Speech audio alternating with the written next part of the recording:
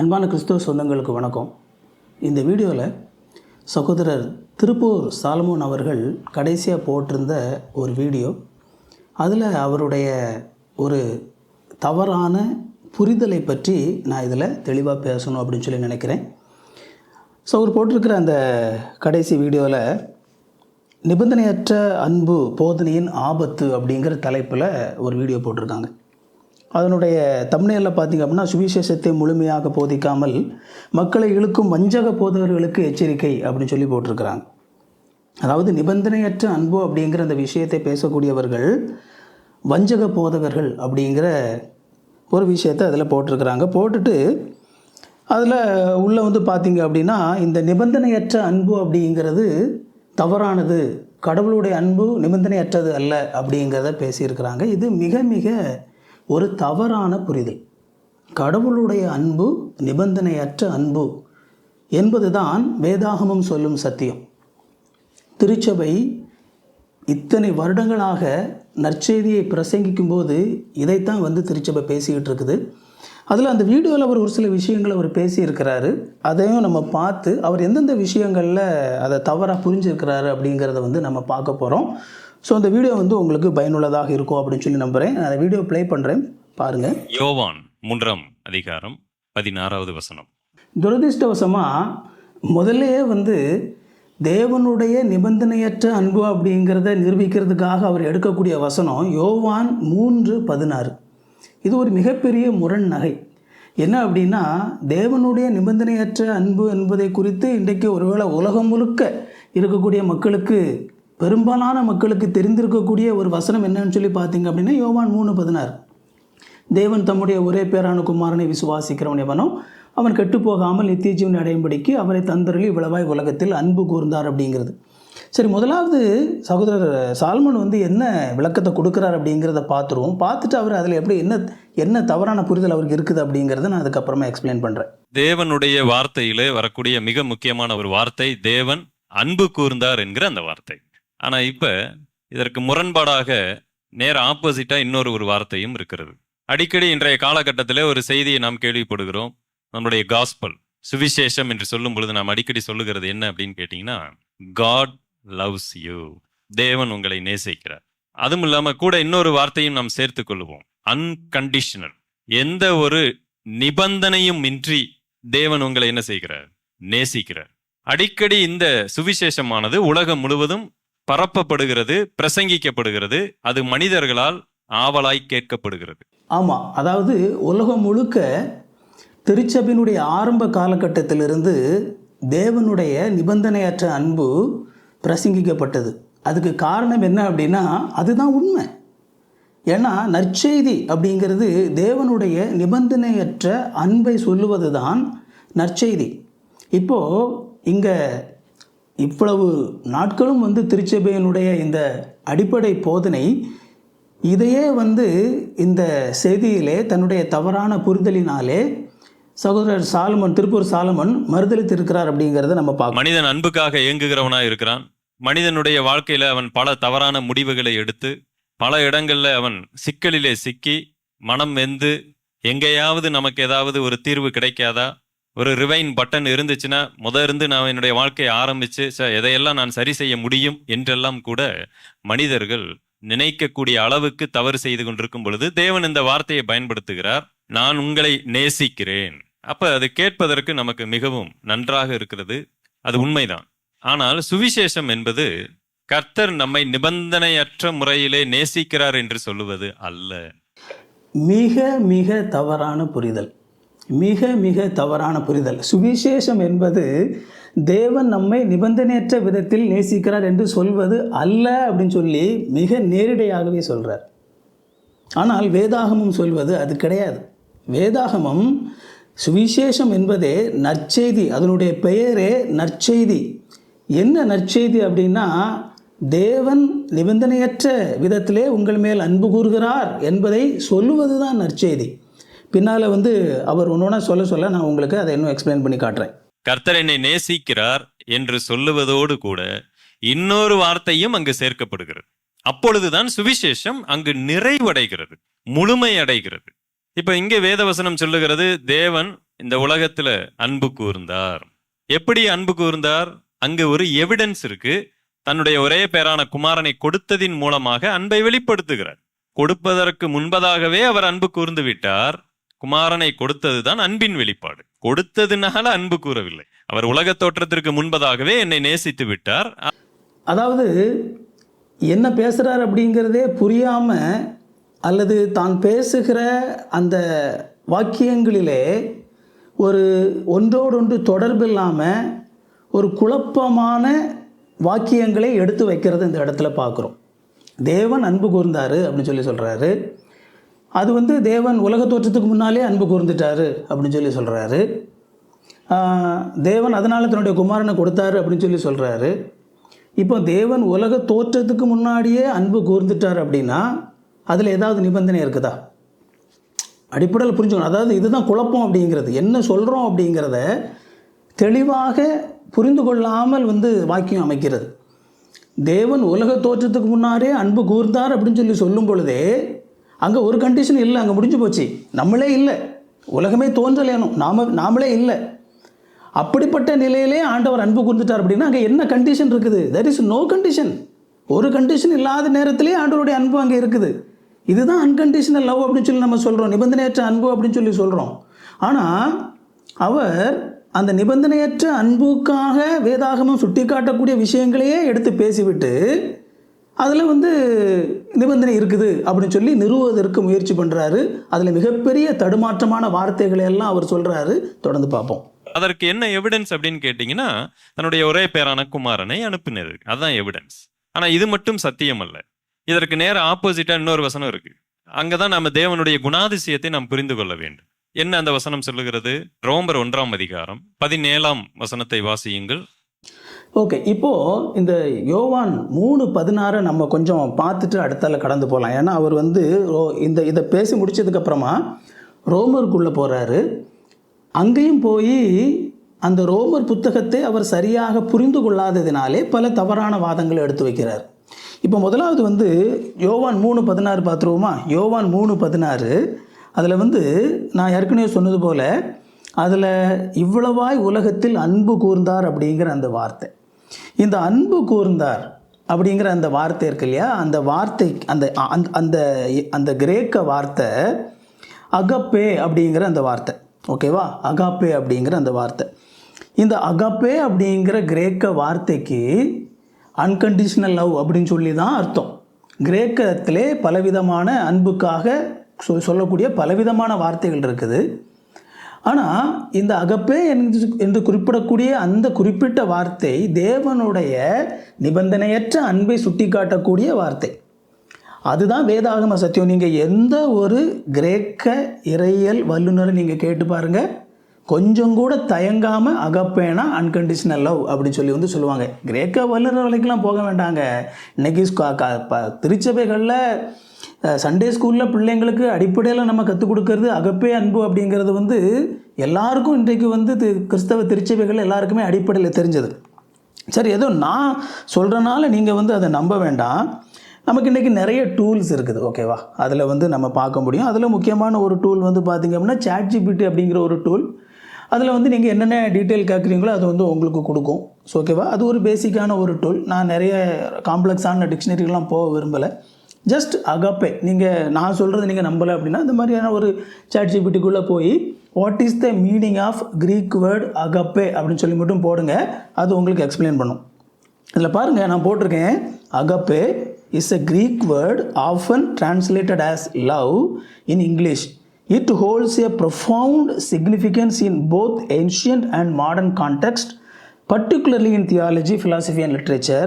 Here is an explanation அப்படின்னு சொல்லிட்டு definition. Agape refers to a selfless, unconditional and sacrificial form of love. நான் சொல்லலைங்க, ChatGPT டிக்ஷனரியில் எல்லாத்தையும் அது வந்து இந்த ChatGPT அப்படிங்கிறது ஒரு பர்டிகுலர் டிக்ஷனரியை ரெஃபர் பண்ணாது, ஒரு பர்டிகுலர் புக்கை ரெஃபர் பண்ணாது. நிறைய டேட்டா பேங்க் இருக்கும், அதுக்கு நிறைய புக்ஸ் இருக்கும்.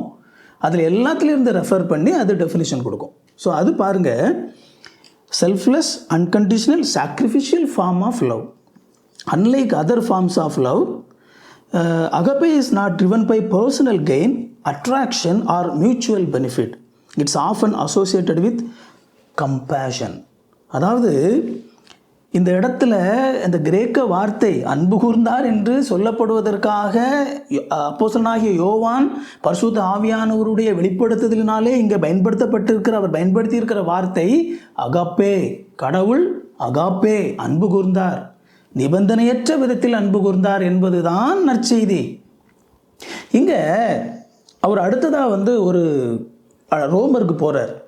ஒன்ஸ் அகைன் அவர் ரோமரில் மிக மிக தவறான புரிதலோடு ரோமரில் அவர் பேசுகிறது நம்ம பார்க்குறோம். நம்ம அதை பார்த்ததுக்கப்புறமா அவர் ரோமரில் என்ன அந்த புரிதலில் அவருடைய தவறு என்னவாக இருக்கிறது அப்படிங்கிறது நம்ம பார்க்கலாம்.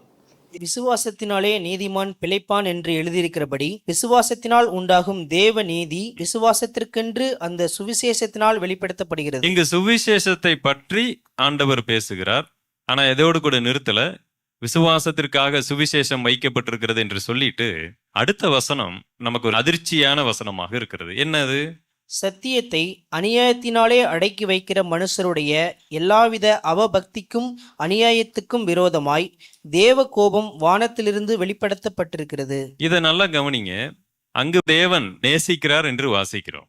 இங்க என்ன வாசிக்கிறோம்னா, சத்தியத்தை அநியாயத்தினாலே அடக்கி வைக்கிற மனுஷருடைய எல்லா அவபக்திக்கும் அநியாயத்துக்கும் விரோதமாய் தேவ கோபம் வெளிப்படும் அப்படின்னு போட்டிருக்கா? வெளிப்படுத்தப்பட்டிருக்கிறதுன்னு இறந்த காலத்தில் சொல்லப்பட்டிருக்கிறதா?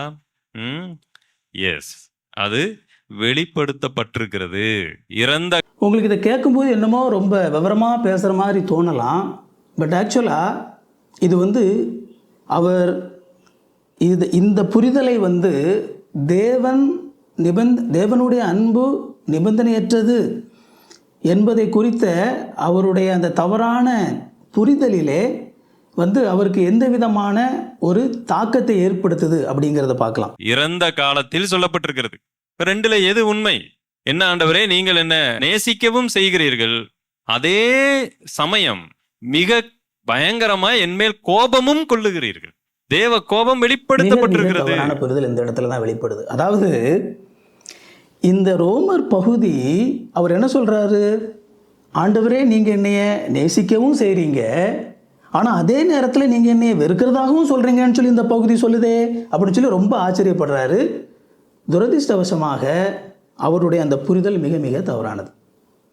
ரோமர் புத்தகத்திலே இந்த பகுதியில் அப்போஸ்தலனாகிய பவுல் பரிசுத்த ஆவியானவராலே ஏவப்பட்டு ரோம மக்களுக்கு எழுதின இந்த கடிதத்திலே அவர் துவக்கத்திலிருந்து அந்த முதல் 2 அதிகாரத்தில், முக்கியமாக 3 அதிகாரத்தில் அவர் மிக முக்கியமான ஒரு விஷயத்தை அந்த மக்களுக்கு தெளிவுபடுத்த விரும்புகிறார். அதில் முதலாவது, இந்த பாவ மனுக்குலத்தின் மேல் தேவனுக்கு இருக்கக்கூடிய தேவ கோபத்தை குறித்து அவர் அந்த மக்களுக்கு முதலாவது சுட்டி காட்டுகிறார். 16வது வசனம் அப்படிங்கிறது, 1வது அதிகாரம் 16வது வசனம் அப்படிங்கிறது 17வது வசனம் அப்படிங்கிறது இந்த புத்தகத்திலே அவர் என்ன எழுத போகிறாரோ அதற்கான ஒரு சுருக்கமாக இருக்கிறது. இந்த 16வது 17வது வசனத்திலே அவர் சுருக்கமாக என்ன எழுதியிருக்கிறாரோ அதைத்தான் பின்வரும் பகுதிகளில் அவர் அதை எக்ஸ்பேண்ட் பண்ணுறார். அதில் இந்த இடத்துல சத்தியத்தை அநியாயத்தினாலே அடக்கி வைக்கிற மனுஷருடைய எல்லாவித அவபக்திக்கும் அநியாயத்துக்கும் விரோதமாக தேவகோபம் வானத்திலிருந்து வெளிப்படுத்தப்பட்டிருக்கிறது என்று சொல்லும் பொழுது அவர் அவிசுவாசிகள், தேவனை நம்பாத நபர்கள் மேல் தேவனுடைய கோபம் இருக்கிறது என்பதை சுட்டி காட்டுவதற்காக இந்த பகுதியை எழுதுகிறாரு. விசுவாசிகள் மேல் தேவ கோபம் இருக்கிறது என்பதை சொல்லக்கூடிய பகுதி அல்ல இது. ஆண்டவராகிய இயேசு கிறிஸ்துவின் மூலமாக இந்த உலகத்திலே கொடுக்கப்பட்டிருக்கிற நற்செய்தியை விசுவாசிக்காத நபர்கள் மேல், அல்லது இந்த உலகத்திலே ஏதேன் தோட்டத்திலே மனுஷன் தேவனுடைய வார்த்தையை நம்பாமல் ஆண்டுடைய வார்த்தையை விசுவாசிக்காம ஆண்டவர் செய்யக்கூடாது என்று சொன்னதை செய்த பொழுது இந்த உலகத்திலே மனுக்குலத்தை அந்த பாவம் பாதித்தது. அந்த பாவத்தினாலே மனுக்குலமானது தேவனை விட்டு பிரிந்து நின்றது. இந்த நிலையிலே அந்த மனுக்குலம் பாவத்திலே விழுந்துவிட்ட அந்த மனுக்குலத்தின் மேல் இருக்கக்கூடிய தேவ கோபத்தை குறித்து, பாவியாகிய மனிதன் மேல் இருக்கக்கூடிய தேவ கோபத்தை குறித்து தான் இந்த இடத்திலே ரோமர் புத்தகத்திலே அப்போஸ்தலனாகிய பவுல் எழுதுகிறார். என்னையே நேசிச்சிங்க, என்னையே நேசிக்கிறீங்கன்னு சொல்கிறீங்க, என்னையை வெறுக்கிறீங்கன்னு சொல்கிறீங்க அப்படின்னு சொல்லிட்டு வந்து சொல்கிறாரு. அவர் அப்படி சொல்லவே இல்லையே. உங்களுடைய தவறான புரிதல் அது. அந்த இடத்துல அவர் முதலாவது மனிதர்கள், அதாவது இன்னும் கொஞ்சம் தெளிவாக சொல்லணும் அப்படின்னா, நியாயப்பிரமாணத்தை பெறாத மக்கள் எவ்வண்ணம் தேவனுடைய கோபத்திற்கு ஆளாகி இருக்கிறார்கள், அதற்கான அடையாளம் என்ன அப்படிங்கிறத இந்த முதல் அதிகாரத்தில் எழுதுகிறார். இரண்டாவது அதிகாரத்துக்கு வரும்போது, இஸ்ரவேல் மக்களே, நீங்கள் உங்களை யூதர்களே, நீங்கள் உங்களை பெருமை பாராட்டிக் கொள்ளாதிருங்கள், ஏனென்றால் நியாயப்பிரமாணத்தை பெற்ற நீங்களும் கூட பாவிகள் தான், உங்கள் மேலும் தேவ கோபம் நிலை நிற்கிறது என்பதைத்தான் அவர் இரண்டாவது அதிகாரத்தில் என்ன செய்கிறார், எழுதுகிறார். பின்னால் வந்து நம்ம பார்க்கும் பொழுது இங்கே நியாயப்பிரமாணம் இருக்குது இல்லை அப்படிங்கிறது இல்லை, மாறாக எதன் மூலமாக இந்த உலகத்திலே வந்து தேவனுடைய கிருபை பாராட்டப்படுகிறது அப்படிங்கிறது என்ன அப்படிங்கிறத அவர் இந்த மூன்றாவது அதிகாரத்தில் எழுதி முடிச்சுட்டு 23வது அதிகாரத்துக்கு மூன்றாவது அதிகாரம் 23வது வசனத்துக்கு வரும் பொழுது அது அழகாக வந்து அது சம்மரைஸ் பண்ணுறாரு. எல்லோரும் பாவம் செய்து தேவ மகிமையற்றவர்களாகி இலவசமாய் அவருடைய கிருபையினாலே இயேசு கிறிஸ்துவில் உள்ள மீட்பை கொண்டு நீதிமான்களாக்கப்படுகிறார்கள். இங்கே இருக்குது அன்கண்டிஷனல் லவ், இங்கே இருக்குது தேவனுடைய நிபந்தனையற்ற அன்பு. எல்லோரும் பாவம் செய்து தேவ மகிமையற்றவர்களானார்கள், அதைத்தான் அவர் முன்னாடி எழுதுறாரு. அவர் விசுவாசிகள் மேல் தேவ கோபம் நிலை இருக்குது அப்படின்னு சொல்லி எழுதவே இல்லை. அப்போ எல்லோரும் பாவம் செய்து தேவ மகிமையற்றவர்கள் ஆனாங்க. அவர்கள் இந்த நியாயப்பிரமாணத்தை பெற்றவர்களாக இருந்தாலும் சரி, பெறாதவர்களாக இருந்தாலும் சரி, அவங்க இந்த உலகத்தில் அவர்கள் நல்லவர்களாக இருந்தாலும் சரி, கெட்டவர்களாக இருந்தாலும் சரி, அவங்க எந்த எத்னிசிட்டியை சேர்ந்தவங்களாக இருந்தாலும் சரி, எல்லாரும் மேலும் தேவனுடைய கோபம் நிற்கிறது. எல்லோரும் பாவம் செய்து தேவ மகிமையற்றவர்கள் ஆனாங்க. ஆனால் இலவசமாய் அவருடைய கிருபையினாலே இயேசு கிறிஸ்துவனுடைய மீட்பை கொண்டு நீதிமானாக்கப்படுகிறார்கள், இலவசமாய் நீதிமான்களாக்கப்படுகிறார்கள். இது தேவனுடைய நித்திய அன்பை, தேவனுடைய அன்கண்டிஷனல் லவ்வை சுட்டி காட்டக்கூடிய ஒரு விஷயமாக இருக்கிறது. அப்போ நாம் வந்து தொடர்ந்து இந்த ரோமர் நிருபத்தில் வந்து நம்ம பார்க்கும்போது அவர் என்ன சொல்கிறார் அப்படிங்கிறத பார்ப்போம். அவருடைய தவறான புரிதல் தொடர்ந்து இதில் வந்து அவர் நீட்சி அடையுது. கோபம் வெளிப்படுத்தப்பட்டிருக்கிறது, இது எப்படி சாத்தியம்? இன்றைக்கு சுவிசேஷம் என்று சொல்லும் பொழுது நாம் ஒரே ஒரு விஷயத்தை மட்டும் சொல்லிக் கொண்டிருக்கிறோம், இன்னொரு விஷயத்தை சொல்லாமல் விட்டு விடுகிறோம். இன்றைக்கு சபைகளிலே தேவ கோபத்தை குறித்ததான பிரசங்கங்கள் குறைந்திருக்கிறது. சுவிசேஷம் வருவதற்கு காரணமே என்ன தெரியுங்களா? இயேசு கிறிஸ்து இந்த உலகத்திற்கு வந்தாரே, அதற்கு என்ன காரணம் தெரியுங்களா? நாம நினைக்கிறோம் அவர் என்னில் அன்பு கூர்ந்தார் அப்படிங்கிறது மட்டுமல்ல, அதற்கு முன்னாடி தேவ கோபத்தை நான் சம்பாதித்ததுனால, அதுதான் ஃபர்ஸ்ட். தேவ கோபத்தை நான் சம்பாதித்து விட்டேன். தேவன் அன்பு கூறுகிறார். அப்ப எதுக்காக குமாரனை அனுப்ப வேண்டும்? எதற்காக சுவிசேஷம் வெளிப்படுத்தப்பட்டிருக்கிறது? அவர் சிலுவையிலே இந்த அளவுக்கு கொடூரமாய் அவர் மரணத்தை ஏன் சகிக்க வேண்டும்? இது எல்லாமே தேவ கோபத்தினாலே. இதைத்தான் சபை இன்றைக்கு போதிக்க மறந்துவிட்டது. அதாவது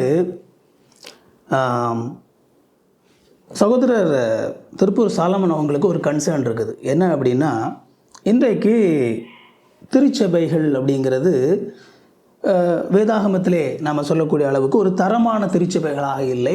திருச்சபைகளிலே பலவிதமான பரிசுத்த குறைச்சல் இருக்குது அப்படிங்கிறது வந்து ஒரு முக்கியமான ஒரு கன்சர்னாக அவருக்கு இருக்குது. அந்த கன்சர்ன் வந்து அவருடைய பல வீடியோக்களில் வெளிப்படுறதை நம்ம பார்க்குறோம். அந்த கன்சர்ன் வந்து தவறானது இல்லை. ஆனால் பிரச்சனை என்ன அப்படின்னா, திருச்சபையில் வந்து பரிசுத்தமின்மை இருக்குது அப்படிங்கிறதுக்காக அதை சரி பண்ணுறேன் அப்படிங்கிற பேரில் நாம் வந்து அதற்காக சத்தியத்தை வந்து நம்ம மாற்றக்கூடாது.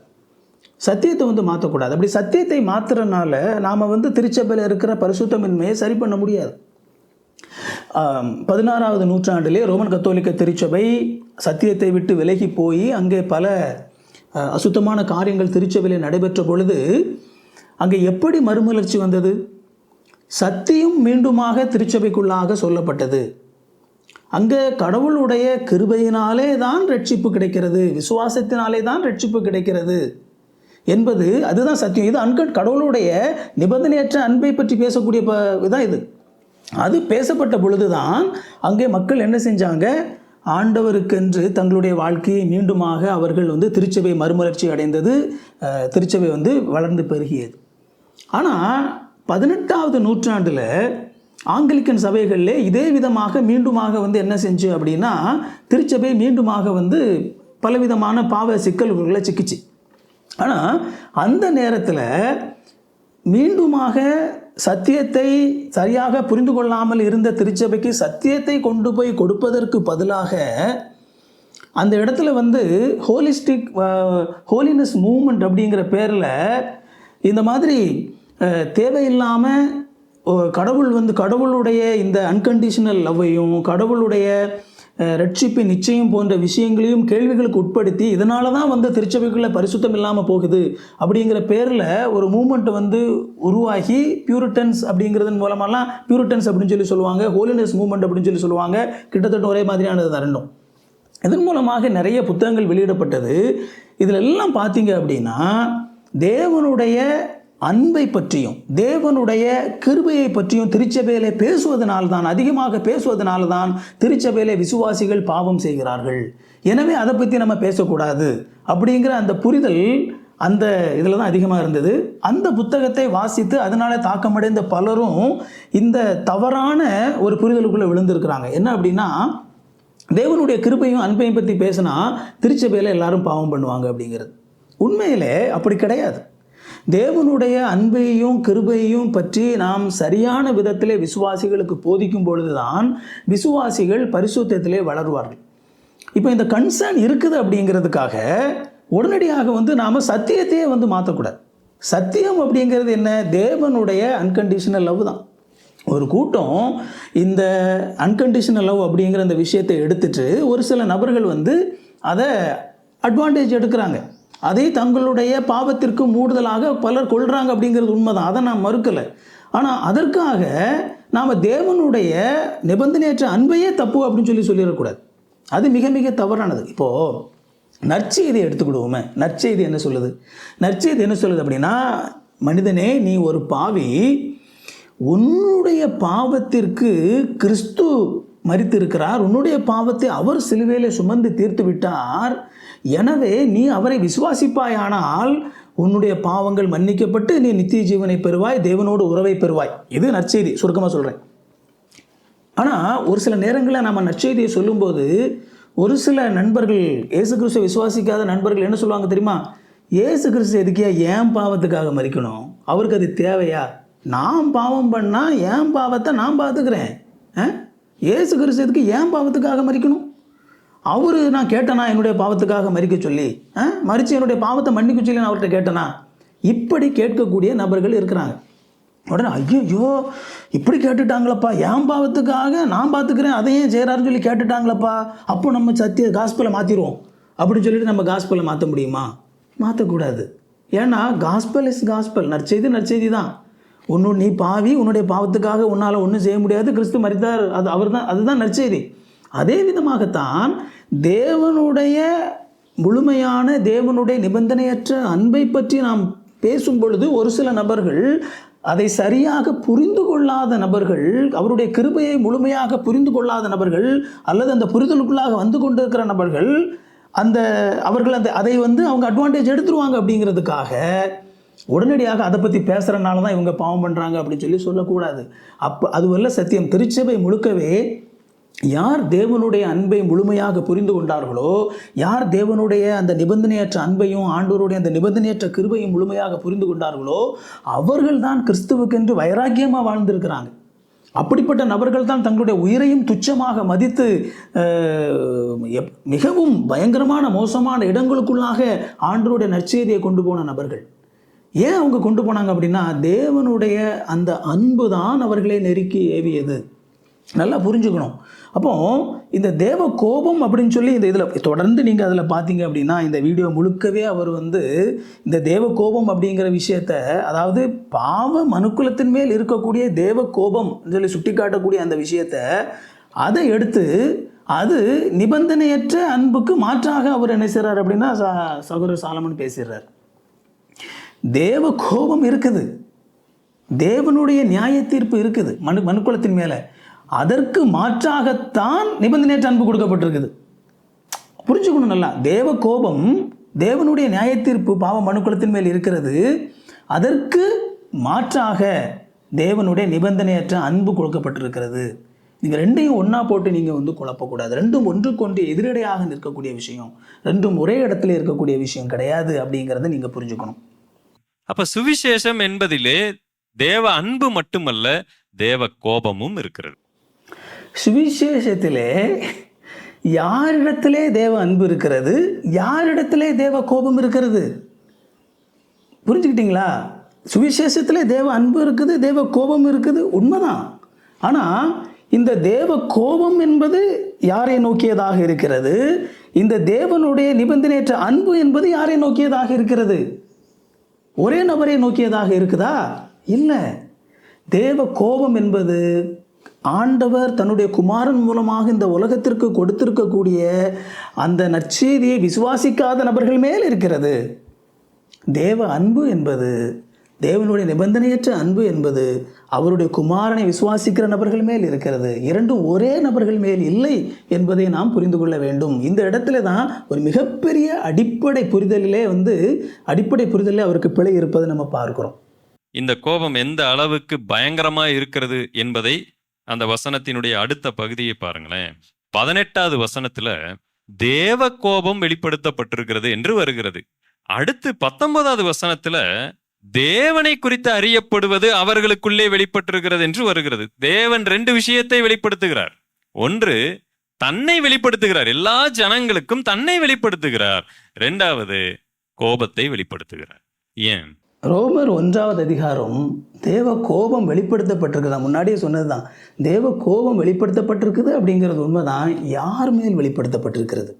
யார் மேல் வெளிப்படுத்தப்பட்டிருக்கிறது? விசுவாசிகள் மேல் தேவ கோபம் வெளிப்படுத்தப்பட்டிருக்குதுன்னு சொல்லி யோவான் ரோமர் 1வது 2வது அதிகாரத்தில் தொடர்ந்து அதில் எழுதுகிறாரா? இல்லை.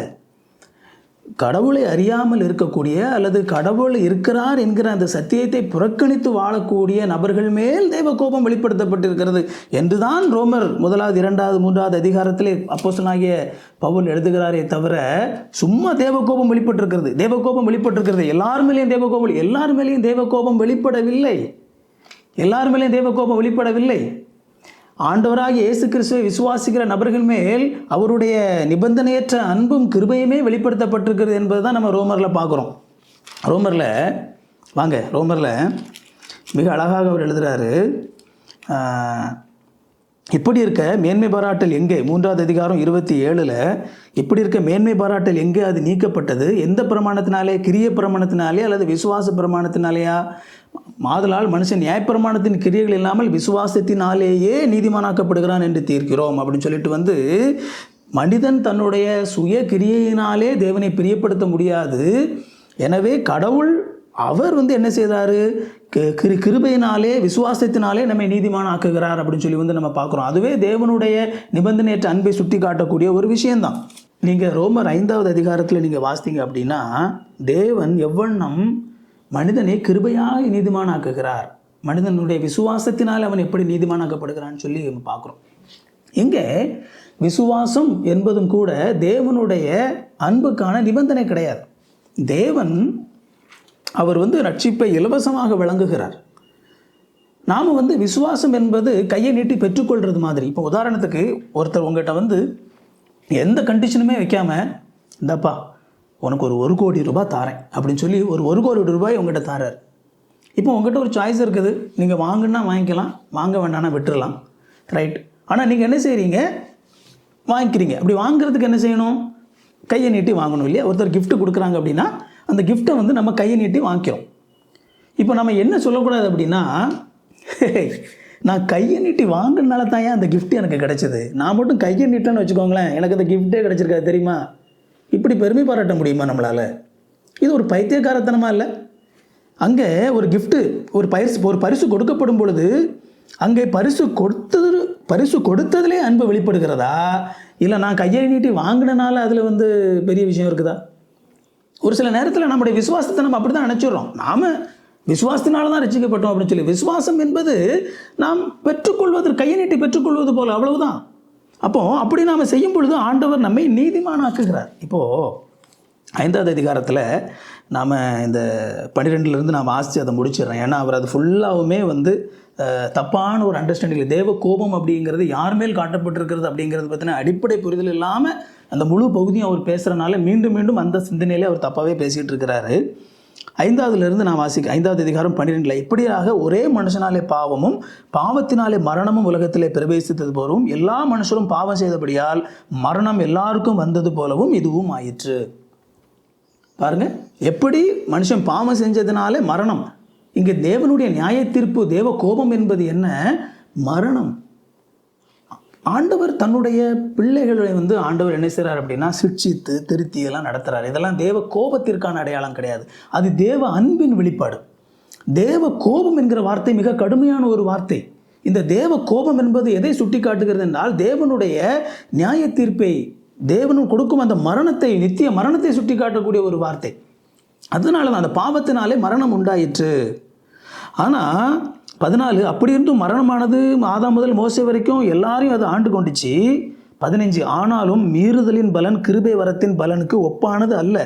எப்படி எனில் ஒருவனுடைய மீறுதலினாலே அநேகர் மரித்திருக்க தேவனுடைய கிருபையும் இயேசு கிறிஸ்துவின் ஒரே மனுஷனுடைய கிருபையினாலே வரும் ஈவும் அநேகர் மேல் அதிகமாய் பெருகி இருக்கிறது. பாருங்க, மேலும் ஒருவன் பாவம் செய்ததினாலே உண்டான தீர்ப்பு தேவனர்களும் ஈவுக்கு ஒப்பானதல்ல. அந்த தீர்ப்பு ஒரே குற்றத்து நிமித்தம் ஆக்கினைக்கு ஏதுவாக இருந்தது. கிருபை வரமோ அநேக குற்றங்களை நீக்கி நீதி வழங்கும் தீர்ப்புக்கு ஏதுவாக இருக்கிறது. இல்லை நீங்கள் பார்த்தீங்க அப்படின்னா 19க்கு வாங்க. அன்றியும் ஒரே மனுஷனுடைய கீழ்ப்படியினாலே அநேகர் பாவிகளாக்கப்பட்டது போல அந்த பாவிகள் மேலே தேவ கோபம் இருக்குது இல்லையா? அந்த கூட்டம் ஒருவருடைய கீழ்ப்படியினாலே அநேகர் நீதிமான்களாக்கப்படுவார்கள். தேவனுடைய நிபந்தனை அற்ற இந்த கூட்டத்து மேலே இருக்கும். பாருங்க, கீழ்ப்படியாமையினாலே பாவிகளாக இருக்கக்கூடிய நபர்கள் மேல் தேவகோபம் நிற்கிறது. இயேசு கிறிஸ்துவினுடைய கீழ்ப்படிதலினாலே நாம் அவரை விசுவாசத்தினாலே நீதிமானாக்கப்பட்டிருக்கிற நிலையிலே நம்மேல் தேவனுடைய அன்பு நிலை நிற்கிறது. மேலும் மீறுதல் பெருகும்படிக்கு நியாயப்பிரமாணம் வந்தது. அப்படி இருந்தும் பாவம் பெருகின இடத்தில் கிருபை அதிகமாய் பெருகிற்று. ஆதலால் பாவம் மரணத்துக்கு ஏதுவாக ஆண்டு கொண்டது போல கிருபையானது நம்முடைய கர்த்தராகிய இயேசு கிறிஸ்துவின் மூலமாய் நீதியினாலே நித்திய ஜீவனுக்கு ஏதுவாக ஆண்டு கொண்டது. இது எல்லாமே தேவனுடைய நிபந்தனையற்ற அன்பை பற்றி பேசக்கூடிய பகுதி. ஆண்டவர் எந்த நிபந்தனையை வைத்து நம்மை நேசிக்கலை, ஆண்டவர் நிபந்தனையற்று தான் நம்மை நேசித்தார். இன்ட்ரெஸ்டிங்லி இந்த அகப்பே அப்படிங்கிற வார்த்தை ஆண்டவர் நம்மை நேசித்தது மட்டுமல்ல, நம்மை மற்றவர்களை நேசிக்க சொல்லியிருக்கிறார் இல்லையா, அதற்கும் இதே வார்த்தை தான் பயன்படுத்தப்பட்டிருக்குது. நீங்கள் உங்களுடைய விரோதிகளை சிநேகியுங்கள் அப்படின்னு சொல்லி ஆண்டவர் சொல்கிறார்ல, அப்போ ஆண்டவர் இதே வார்த்தையை தான் பயன்படுத்துகிறார், அகப்பே. அதாவது நீங்கள் உலக பிரகாரமான விதத்திலே நீங்கள் அந்த மக்களை நேசிக்கணும்னு சொல்லி நினச்சிங்கன்னா நேசிக்க முடியாது. உனக்கு அவன் துரோகம் செய்கிறான், அப்போ துரோகம் செய்கிறவனுக்கு உலகம் என்ன செய்யும்? நீ அவனை பழிவாங்க அப்படின்னு சொல்லி சொல்லும். ஆனால் ஆண்டவர் என்ன சொல்கிறாரு? நீ நேசி. அந்த இடத்துல என்ன வார்த்தை பயன்படுத்துகிறாரு? கண்டிஷனல் லவ் இல்லை. அவன் உன்னை நேசிச்சா நீ நேசி, அது கண்டிஷனல் லவ். ஆனால் அகப்பே லவ், நீ அவனை கண்டிஷன் இல்லாமல் நேசி அப்படிங்கிறாரு. ஏன், எதனால ஆண்டவர் இந்த வார்த்தையை விசுவாசிகள் இடத்துல சொல்கிறாரு? ஒரே ஒரு காரணம் தான், ஆண்டவர் நம்மளை கண்டிஷன் இல்லாமல் நேசித்திருக்கிறார். நான் உன்னை எந்த நிபந்தனையும் இல்லாமல் நேசித்திருக்கிறேன், எனவே என்னுடைய பிள்ளையாக நீ அதே அன்பை மற்றவர்களுக்கும் காட்டு. இதுதான் நம்ம கொரிந்தியரில் அன்பின் அதிகாரம் வாசிக்கிறோம் இல்லையா, அதில் அந்த அன்புன்னு சொல்லி பயன்படுத்தப்பட்டிருக்கிற வார்த்தை என்ன தெரியுமா? இதே அகப்பே அன்பு தான். நிபந்தனையற்ற அன்பு எப்படிப்பட்டதாக இருக்கும்? அப்போ ஆண்டவர் நிபந்தனையற்ற விதத்திலே தான் ஆண்டவர் இந்த அன்பை கொடுத்திருக்கிறார். அதற்கு காரணம் என்ன?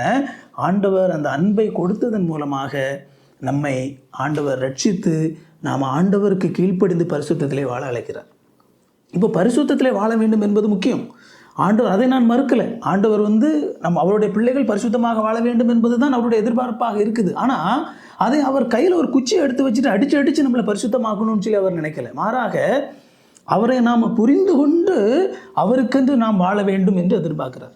அப்படித்தான் பரிசுத்தத்தை திருச்சபையில உண்டு பண்ண முடியும். நீங்கள் இப்போ உதாரணத்துக்கு ரொம்ப சிம்பிளாக சொல்கிறேங்க, ரொம்ப நேரம் போயிட்டு இருக்குது, சீக்கிரமாக பேசி முடிக்கலாம். இப்போது ஆண்டவர் புதிய ஏற்பாட்டில் நம்ம வேதாமத்தில் வாசிக்கிறோம், நீ விபச்சாரம் செய்யக்கூடாதுன்னு சொல்லி கேள்விப்பட்டிருக்கீங்க. ஆனால் நான் உங்களுக்கு சொல்கிறேன், நீங்கள் ஒரு பெண்ணை இச்சையோடு பார்த்தாலே விபச்சாரம் செய்தாயிட்டு. ஸோ நியாயப்பிரமாணத்தை விட கிருபையினுடைய பரிசுத்தத்துக்கான ஸ்டாண்டர்ட் அதிகம். நியாயப்பிரமாணத்துப்படி நீங்கள் ஒருத்தரை நீங்கள் ரூமுக்கு கூட்டிகிட்டு போய் when you do the act, அப்போ தான் நீ விபச்சாரம் பண்ணுற. பட் ஆனால் நீ புதிய ஏற்பாட்டுக்கு நம்ம வரும்பொழுது நீ உன் சிந்தையே ஆண்டவர் பார்க்குறார், உன் மனசை பார்க்குறார். இப்போ யோசித்து பாருங்க, இப்படிப்பட்ட பரிசுத்தத்தை கிருபை உங்களிடத்தில் எதிர்பார்க்கிறது. அப்போது இது எப்படி சாத்தியம்? நீங்கள் மெடிடேட் பண்ணி உங்களுடைய சிந்தனை அப்படியே கட்டுப்படுத்தி அந்த சிந்தனையை வரவிடாமல் தடுத்து விடுங்கள். அப்படி செய்ய முடியுமா? It is not possible. நீங்கள் எந்த அளவுக்கு நீங்கள் உங்களுடைய சிந்தையை நான் கண்ட்ரோல் பண்ண போகிறேன்னு சொல்லி கண்ட்ரோல் பண்ணுறீங்களோ அந்த அளவுக்கு அது வெடிச்சு கிளம்பும் உங்கள்கிட்ட இருந்து. உங்களால் கண்ட்ரோல் பண்ணவே முடியாது. பட் தேர் இஸ் அ வே. சத்தியத்தை அறிவீர்கள், சத்தியம் உங்களை விடுதலையாக்கும். சத்தியம் என்ன தெரியுமா? ஆண்டவர் சொல்கிறாரு, திருச்சபைக்குள்ள வரும்பொழுது பாருங்கள், நீங்கள் எல்லாரும் என்னுடைய பிள்ளைகள். இவங்க திருச்சபையில் இவர்களுடைய சகோதரன், இவங்களுடைய சகோதரி, இவர்களுடைய தாயார். தீமோத்தேயுக்கு எழுதும்போது மூத்த பெண்களை உன்னுடைய தாயாக நினை, அங்கே இருக்கிற இளம் பெண்களை உன்னுடைய சகோதரியாக நினை. ஏன்னா அதுதான் உண்மை. நம்ம எல்லாருக்கும் ஒரே அப்பா. யோசித்து பாருங்க, நான் என்னுடைய தாயார் மேலே நான் இச்சை கொள்வேனா? நான் என்னுடைய சகோதரி மேலே நான் இச்சை கொள்வேனா? எனக்கு அந்த உண்மை புரிஞ்சிடணும். ஐயோ, என்னுடைய திருச்சபையில் இவர்கள் எல்லாரும் என்னுடைய சகோதரர்கள், இவர்கள் எல்லாரும் என்னுடைய சகோதரிகள், இவர்களுடைய சகோதரர்கள் இவர்களுடைய சகோதரி, இது என்னுடைய தாய் அப்படின்னு சொல்லி நான் என்னுடைய மனசிலே அதை நான் நம்பும் பொழுது, அதை நான் என்னுடைய உள்ளத்திலே முழுமையாக ஏற்றுக்கொள்ளும் பொழுது எனக்குள்ள அவங்க மேலே இச்சை வராதுங்க. ரட்சிக்கப்படாத பல நபர்கள் இருக்கலாம்.